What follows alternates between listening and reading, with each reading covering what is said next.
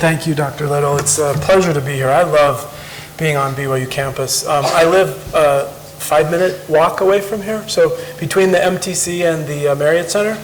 I was fortunate to find that neighborhood in 1995. And my dad taught at BYU for 35 years. My father-in-law taught at BYU for 35 years. I grew up loving BYU. At age 5, I started going to the Marriott Center and watching the first international All-American basketball player, Kresimir Ćosić, filled the Marriott Center for the first 5 years or 4 years of my life that I became a BYU sports fan. So I've been pretty much in love with BYU since the time I can remember. And so to be back on campus is always inspiring. And I'm excited to talk to you students today. I feel like, when I was younger and had a lot of energy and excitement about my life and entrepreneurship and what I was going to do in my life, I think I had zeal and excitement, but I had little context and little perspective and probably very little wisdom. Because when we're young, we're blessed with energy and motivation and optimism and excitement, and then you go through all kinds of life experiences. And you start to have successes and failures. You have traumatic experiences and dramatic successes.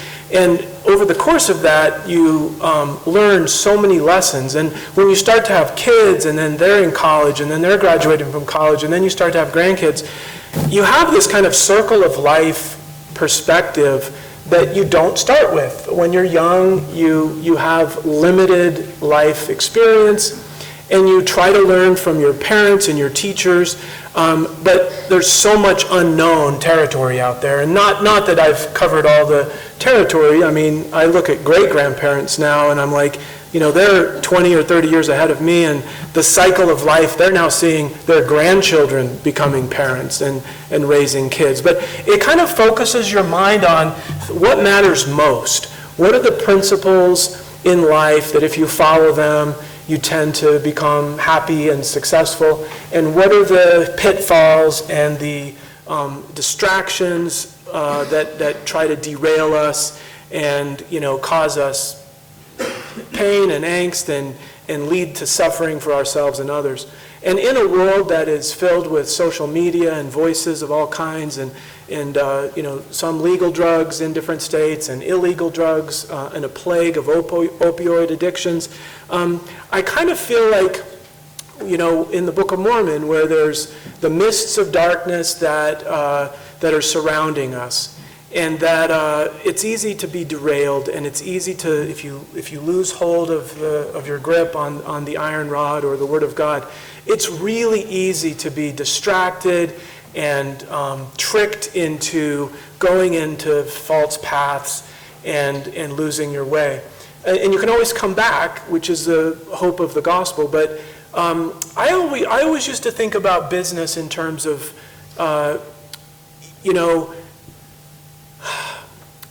there are sins of omission and sins of commission.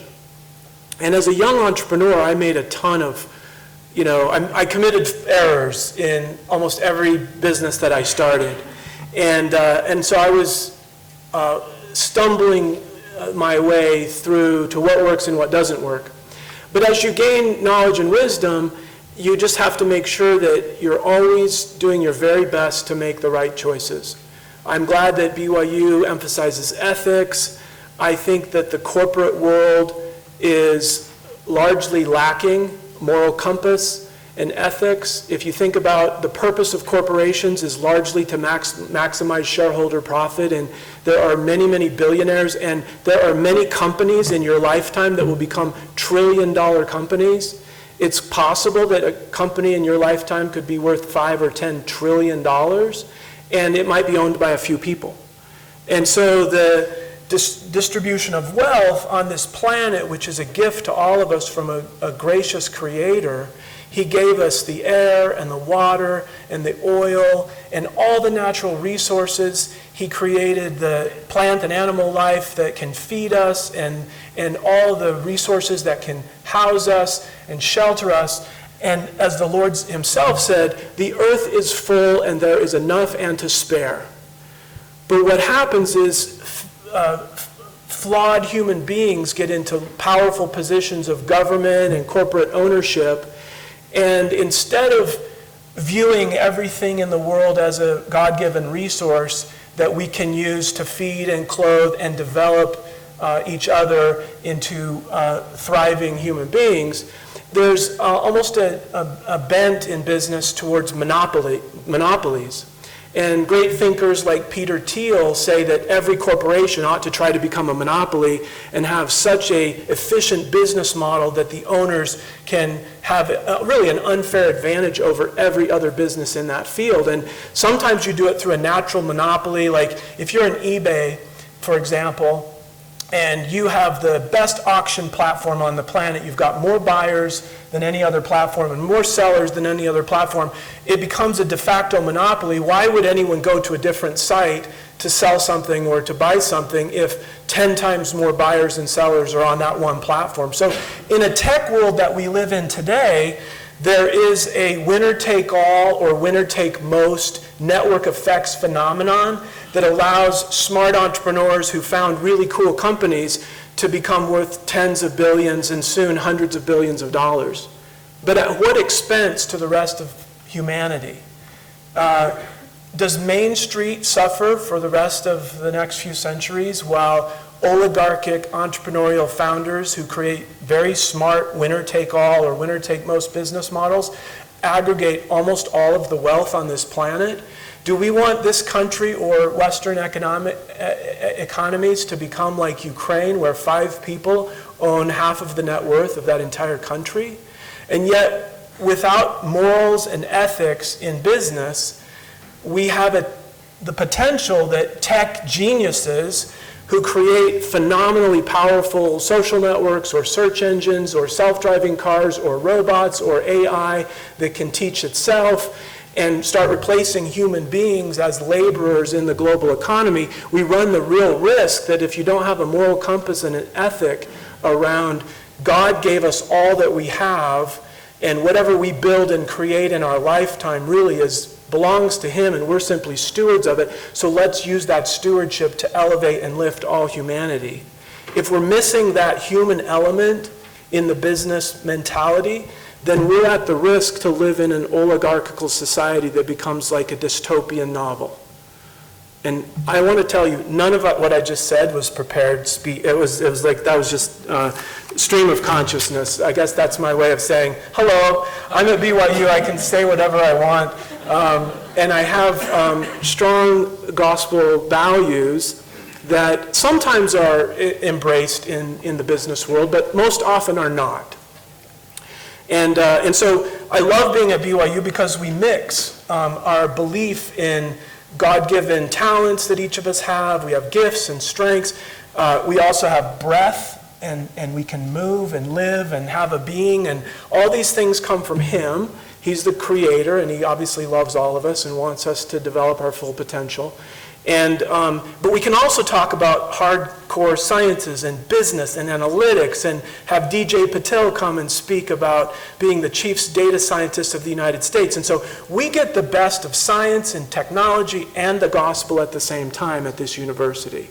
So I'm really, really grateful that we have a chance to have more moral and ethically focused business people, and we just keep producing very ethically minded graduates, our accounting program, our entrepreneurship program. It's just exciting for me to see where BYU has come in the past few decades. And I hope that you'll carry on the good traditions at BYU, and that as you go into the workforce that you'll remember fondly your time here. I think lecture series are maybe one of the most valuable uses of your time in a college setting. The kind of guest speakers that come through, and then the framework that your professors can give you around true principles for business and science and technology. So I'm just going to start with a little bit of a technology timeline of that has happened in my own lifetime.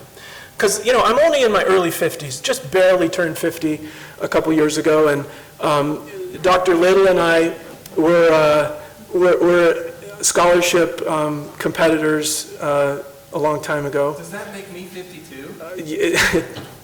52 too.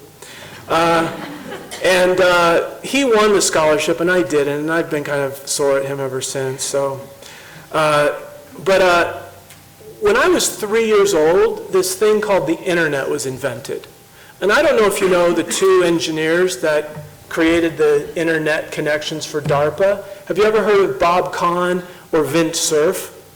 Vint Cerf and Bob Kahn invented the internet. And University of Utah was one of the first universities to be connected to the internet. Now, this was not the World Wide Web with browsers and a user interface that anybody. This was a very hardcore engineering connection, and a lot of communications happened on this. It was kind of for national defense purposes that we wanted to create a high-speed network.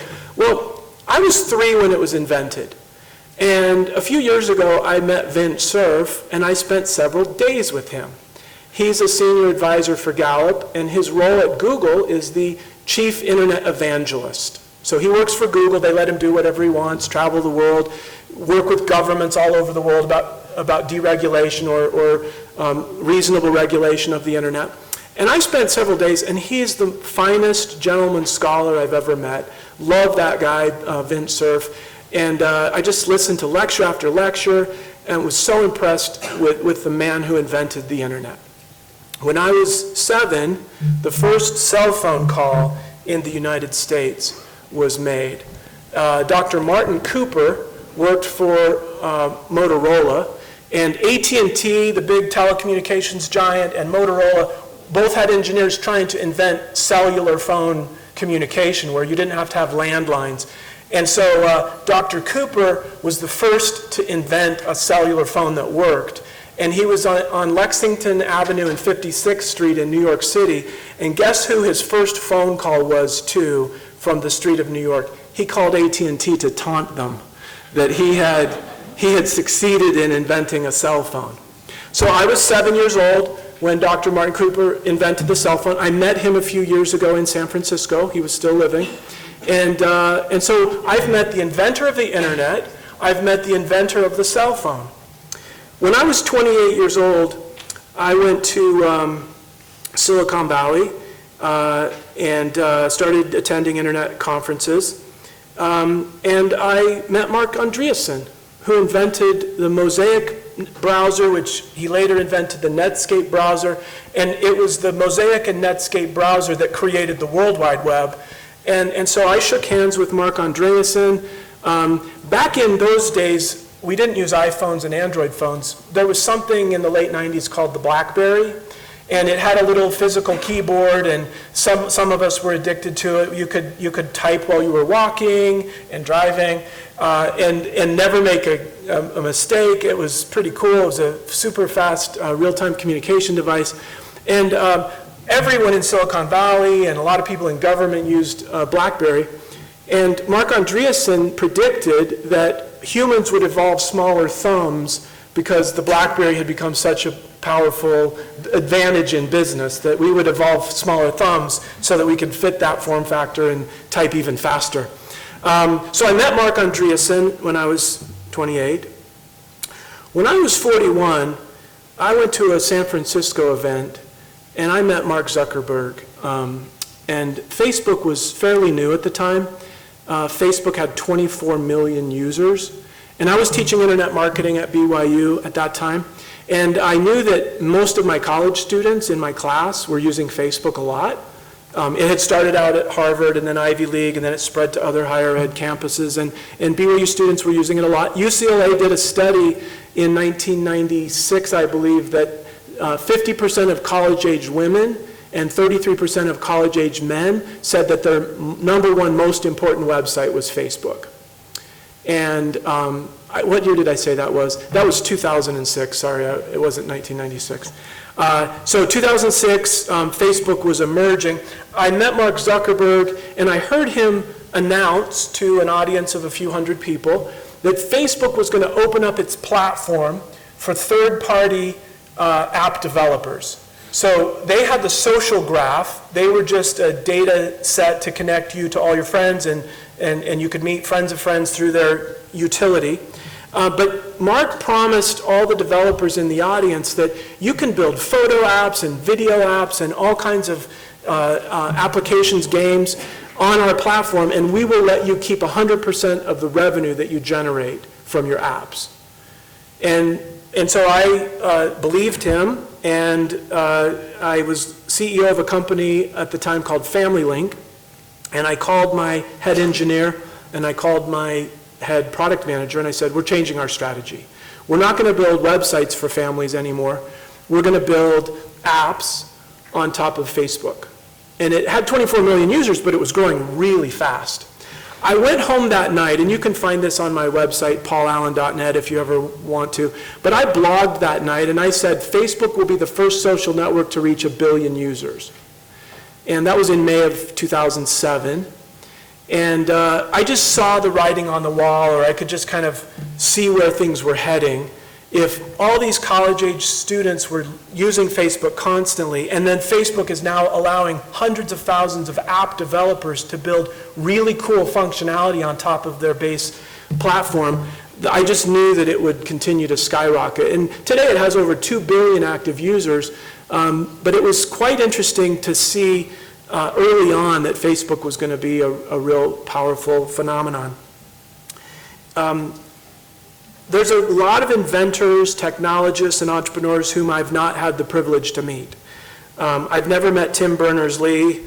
I've never met Steve Jobs. I haven't met Warren Buffett, but I used to go to Omaha and listen to his Berkshire Hathaway shareholder meetings. Here's the smartest investor in the history of the world, Warren Buffett and his partner Charlie Munger. And every year they hold a 6 or 8 hour convention with all their shareholders, and you can get a ticket for $5 on eBay, and you can go and sit and listen to the two of the greatest investors in the history of the world pontificate for 6 or 8 hours about everything they've invested in, what's working, what's not, and just to listen to them. And then you can read their shareholder letters for the last 25 years and see how the world's greatest minds think about business and investing.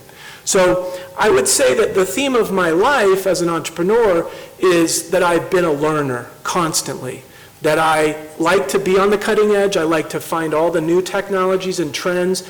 I'm a platform entrepreneur. The reason I call myself a platform entrepreneur is that I'm not really an inventor of anything original, but what I do is I look for platforms that are going to get a ton of users. So the first company I founded was on the CD-ROM platform. So back before the internet, CD-ROMs could store 1,000 books or hundreds of megabytes of data. And my first company, we tried to digitize all the scriptures and teachings of all the Latter-day Saint prophets and apostles and put them on a gospel library and put them on CD-ROM.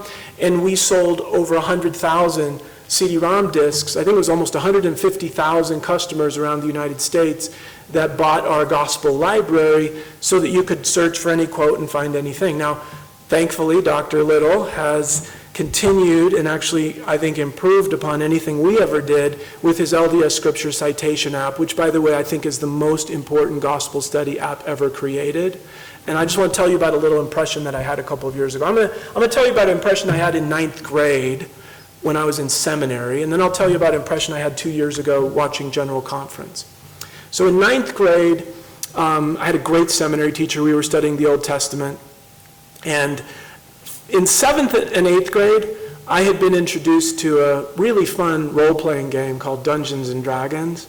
And it became my full-time occupation.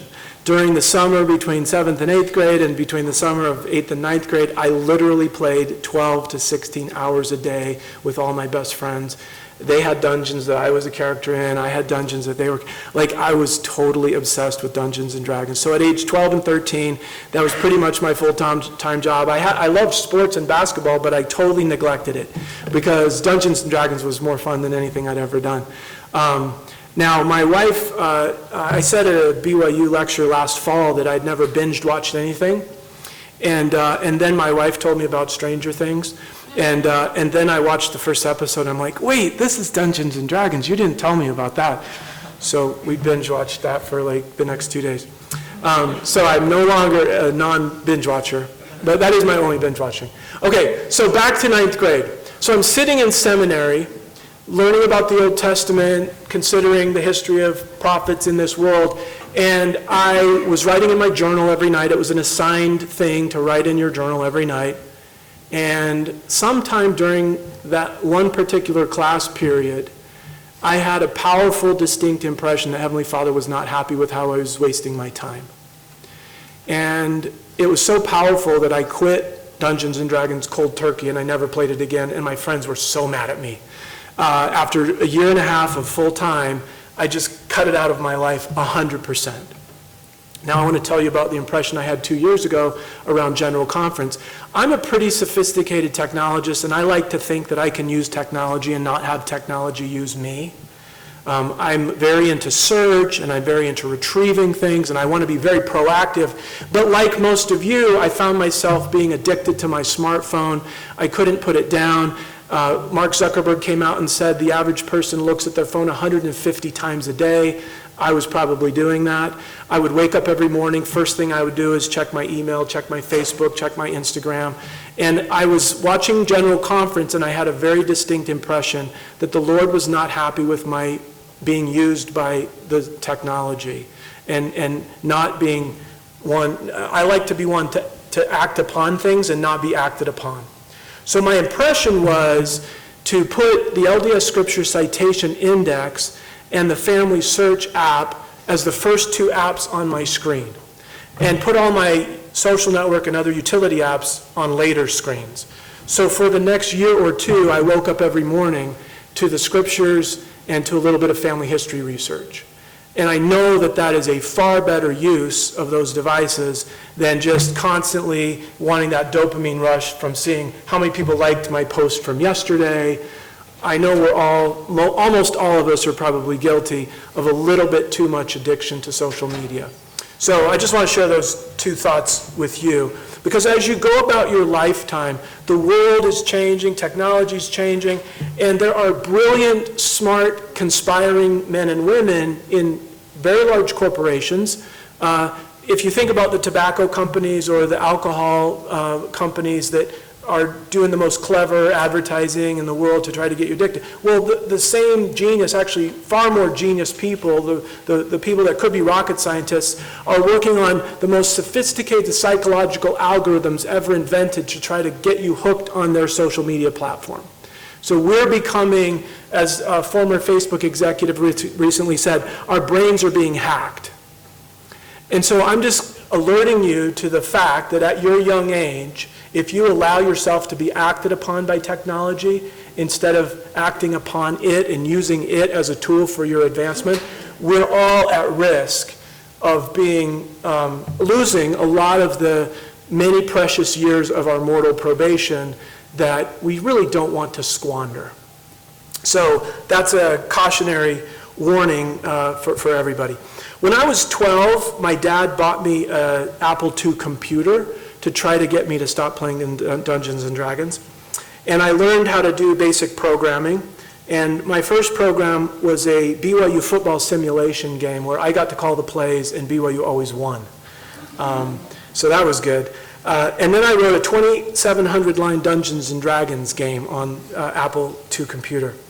So someone asked me today, if I was a Russian major, how did I ever end up being in business in the first place? So I kind of want to share a little bit about that story and kind of my journey as an entrepreneur. Now, in the last 10 minutes of my talk, I will involve you in an activity to try to impress on your minds how none of the things I tell you about my journey necessarily apply to you. And most of the advice that you get from parents and teachers and even coaches and mentors might be great advice for them because it worked for them, but you have different gifts. You are wired differently. You have a different talent set than your parents do. You have different potential than anybody else. And so what I'd like to do in the last 10 minutes, I'll tell you my journey and some of the lessons I've learned, but I'd like to spend the last 10 minutes having each of you contemplate that you're going to find your own way forward. And that the most important thing you can do is figure out what God made you to be and what God made you to do. And that you should listen to that inner voice figure out what your natural talents and abilities are, what gifts you have that you are supposed to develop and use. And you'll find your way through life in a very different way than I have or than your teachers or parents have. But it's a great journey of discovery when you start with the premise that God made me to be great. He doesn't make nobodies. He designs us each uniquely. Sister Pat Holland gave a brilliant talk at BYU in 1989 called Filling the Measure of Your Creation. And if you think about it, the greatest being in this universe hand-created you to be outstanding, to be excellent, to have the potential to become like him. And he gave you talents and gifts that other people don't have.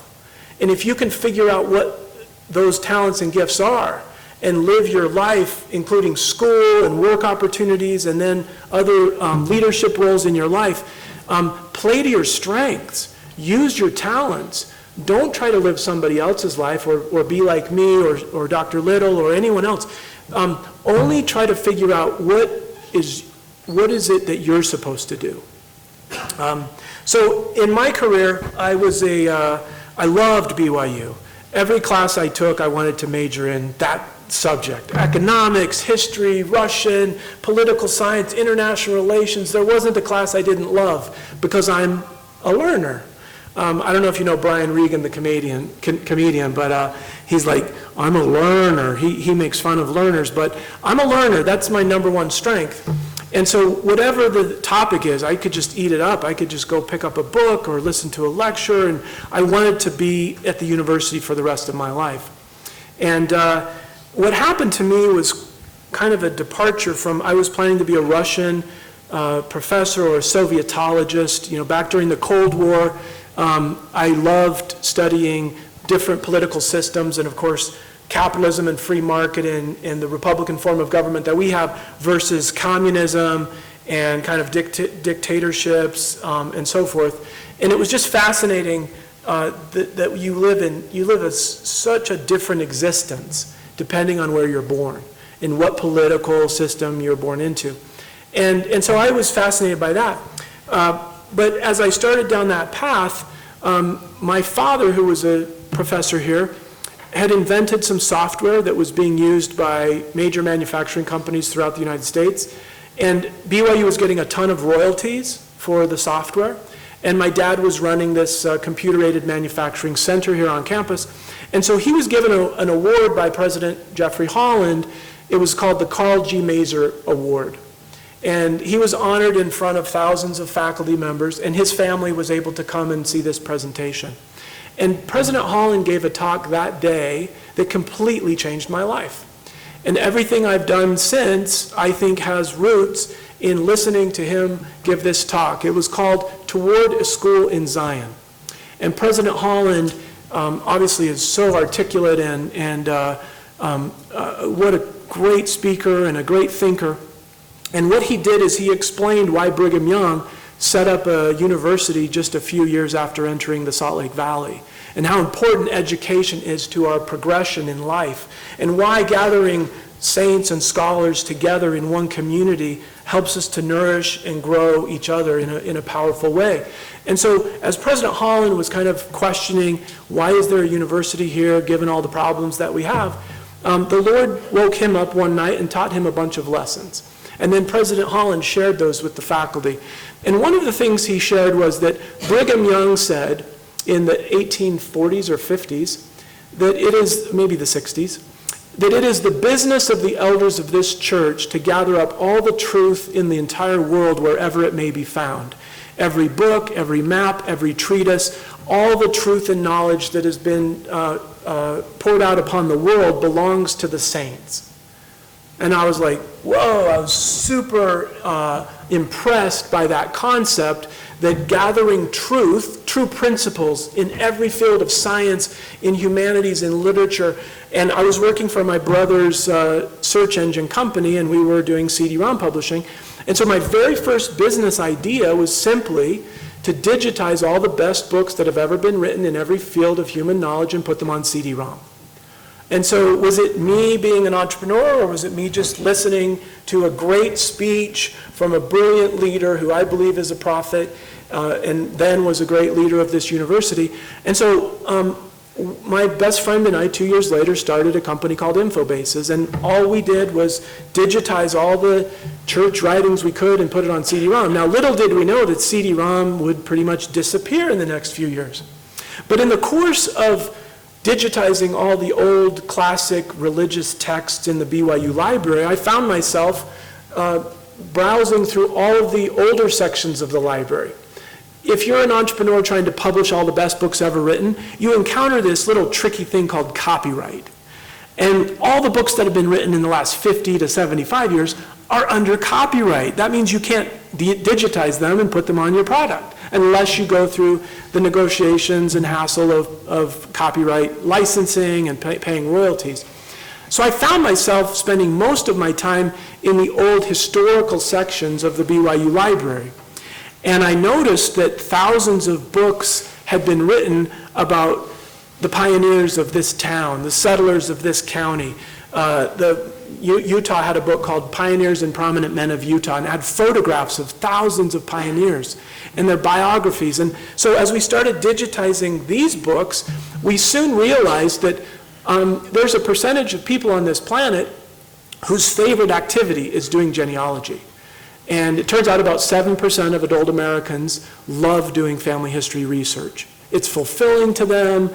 It's like a never-ending puzzle. They get great satisfaction from finding their family stories. And so as we did this, I found out that all those genealogy books were in the public domain. We also found that the United States government and lots of other governments had massive databases of everyone who had died and when they died, and what all the World War I draft certificates, and all the government applications. So there's this massive amount of public domain content that we could digitize and put on the internet, and that's how Ancestry.com was born. Simply a natural progression from digitizing everything in the world to digitizing all the genealogy records in the world and making them available to anybody in the world who wants to trace their family tree. So I find, as I look back, I'm totally an accidental entrepreneur. I never wanted to be in business, but once I got into it and I started studying the principles of business, since I'd never had a business class and I'd never had a technology class in my life, I was making so many mistakes early on that I started to make up for that by reading literally hundreds and hundreds of the best business books that have ever been written.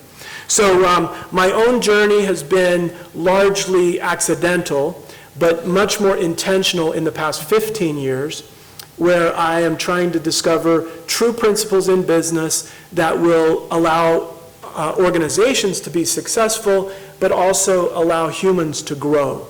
And the most important discovery I've learned in the past 5 years is that there's a new field of psychology that's only about 20 years old, and it's called strength psychology. So raise your hand if you've heard of the famous psychologist Sigmund Freud. Okay? Raise your hand if you've heard of a psychologist named Don Clifton. Only 2 or 3 in the audience. So Don Clifton is largely overlooked as a psychologist, but he lived until 2003. He spent 50 years of his life, instead of studying what's wrong with people and psychoanalyzing them to find out where did you get messed up and why are you running off the rails, like what's wrong with you? He spent 50 years of his life studying successful people and what made them successful, and he obsessively studied each human being to find out what their greatest talent, their talents were and their potential was. And so I've become a major follower of and a promoter of Don Clifton's strength psychology. And I love the idea that each human being is born with great potential, and that it's our opportunity to discover what that is and then start applying it. And when you start doing what you're really good at and you do it for a very long time, you become so good at the world will pay you for it and recognize you for the talent. But when you try to be good at everything, when you have standardized curriculum and standardized testing, and you're kind of marching in lockstep with every other person, and you don't have time to go really deep in an area that you have natural talent for, there's the chance that you'll become mediocre in everything and not stand out in anything. And Don advised all of us to find your one greatest talent and become world class at it. Go really deep in one area. So that's become my favorite new concept, is promoting around the world the idea that every one of us has unique talent and potential that we do not want to squander. Instead, we should utilize it and do as much good as we can with it. Okay, so let me just do one little quick activity now.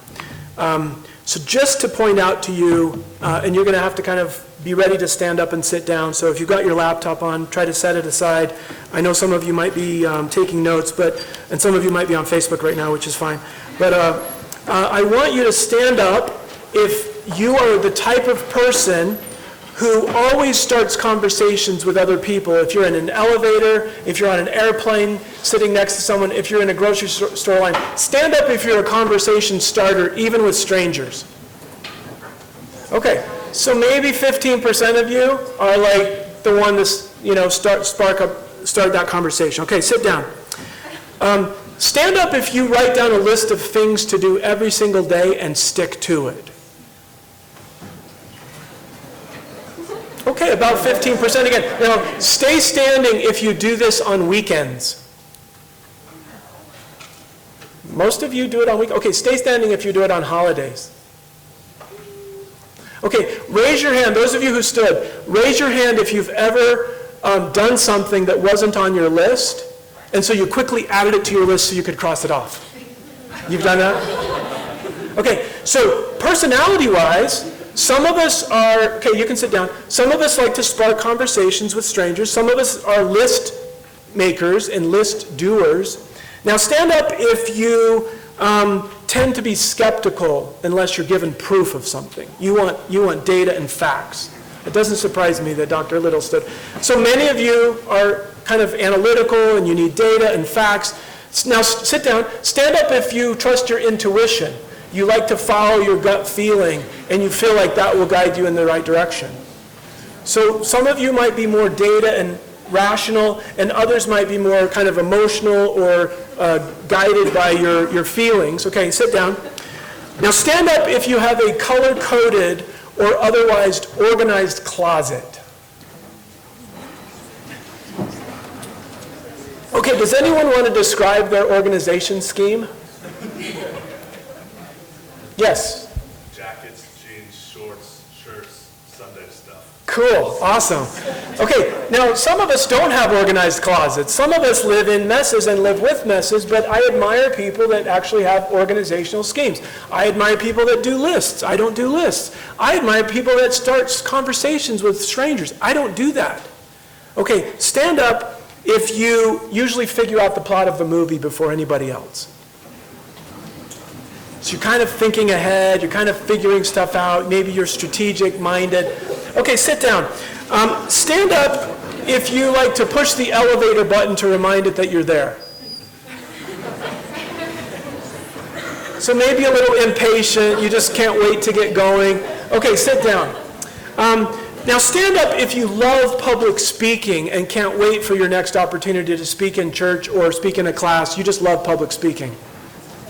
Okay, now what's the myth that we all hear? We hear that the greatest fear that human beings have is the fear of public speaking, and yet here's 30 people standing up right now because you love it. Now, why is that? Why are some of us wired around one thing and some of us are wired around another? Now sit down. Now I'm going to ask you one final question. Stand up if you think you're a genius at anything. Cool. This is the most people that have ever stood up to that question. Do you want to elucidate a little bit, Dr. Little? It's hard to admit that I think I'm a genius at anything. It's hard to admit, but you really believe it. I think I'm a great programmer. Okay, cool. Now, I wish I could ask each of you. I want to give you a quote. Does everyone think Einstein was a genius? Lots of heads nodding. Okay, Einstein said, Everybody's a genius. But if you judge a fish by its ability to climb a tree, it will spend its entire life thinking it's stupid.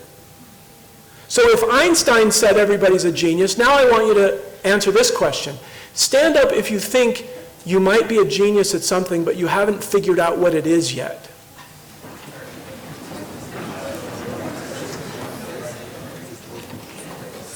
So, thank you. Sit down. I'm really happy that most of you stood up, because I actually believe that every one of us has talent and genius that is not yet uncovered, and that part of the great journey of life is to figure out what that is and then utilize it. Not only is Dr. Little a great programmer, and I've seen the fruits of his labor, and like I said, it's the most important app ever created for gospel study.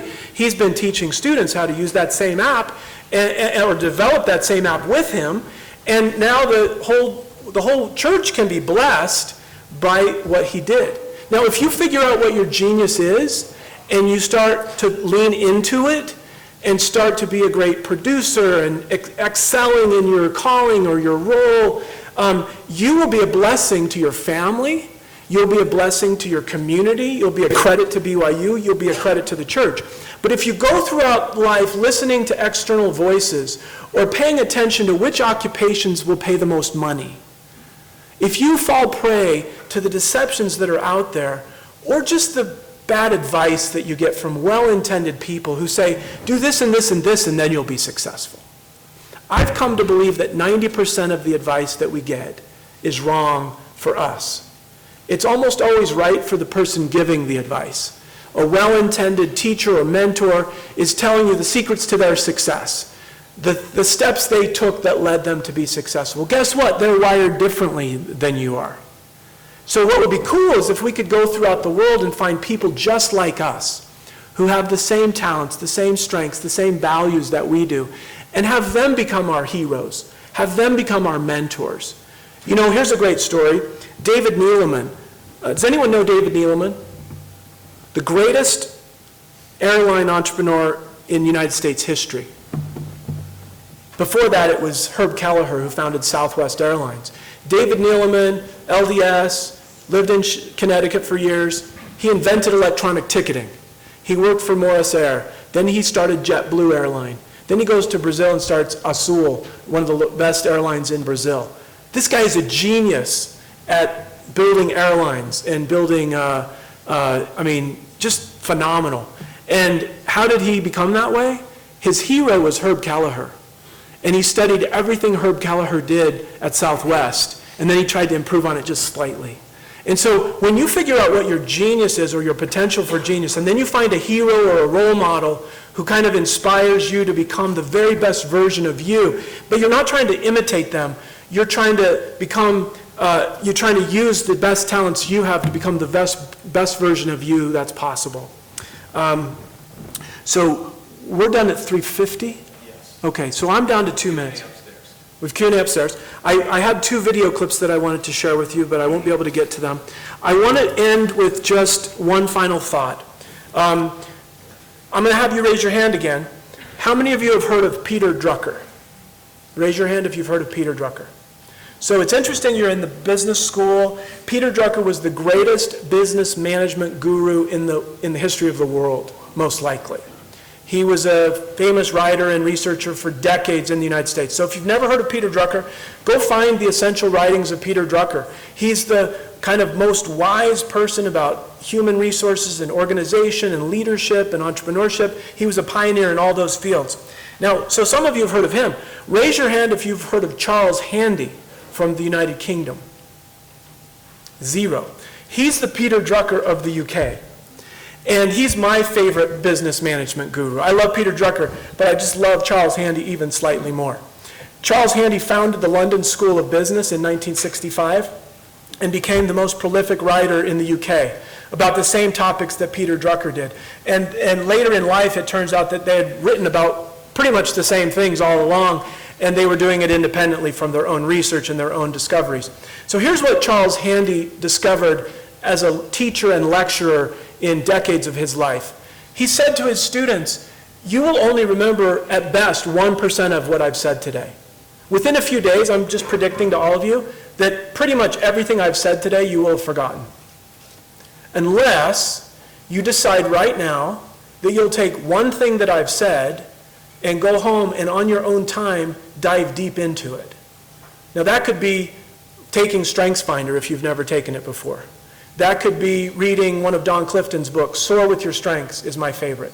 It could be reading The Essential Peter Drucker. It could be, I wish I could show these video clips because that would have given you a little path to go forward.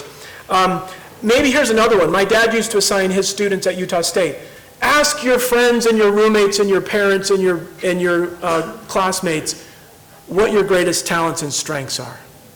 Have 6 to 10 conversations in the next week about what you're really good at. Ask people who know you best to tell you where you shine, where you stand out, things you can do easily that they're like blown away that you can even do that.